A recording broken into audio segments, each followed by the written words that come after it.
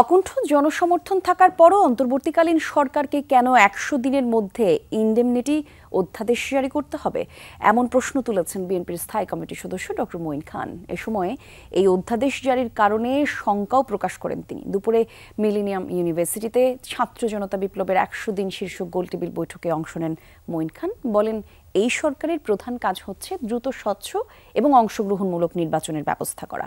জনগণ শঙ্কিত হবে এমন কিছু করা উচিত হবে না। এ সময় সর্বশেষ ৩ উপদেষ্টার নিয়োগকে ছেলেখেলা বলে মন্তব্য করেন নাগরিক ঐক্যের আহ্বায়ক মাহমুদুর রহমান মান্না। বলেন, সব সংস্কার করা অন্তর্বর্তীকালীন সরকারের দায়িত্ব নয়, অধিকাংশ সংস্কার করবে নির্বাচিত সরকার। একই সাথে তিনি বলেন, যে কোনো ধরনের যোগাযোগহীনতা নতুন সংকটের তৈরি করবে। এ সময় রাজনৈতিক দলগুলোর সাথে ঐক্যমতের ভিত্তিতে সংস্কার কাজ করতে অন্তর্বর্তী সরকারের প্রতি আহ্বান জানান গণসংহতি আন্দোলনের প্রধান সমন্বয়ক জুনায়েদ সাকি।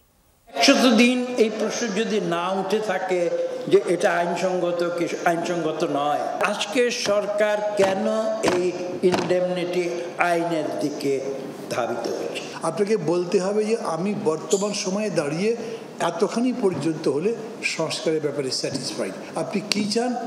আমি মনে করি অ্যাবসলিউটলি একটাই বিষয় এখন বলা উচিত, সেটা হচ্ছে একটা ফ্রি ইলেকশন, যেটা সবাই অ্যাকসেপ্ট করবে।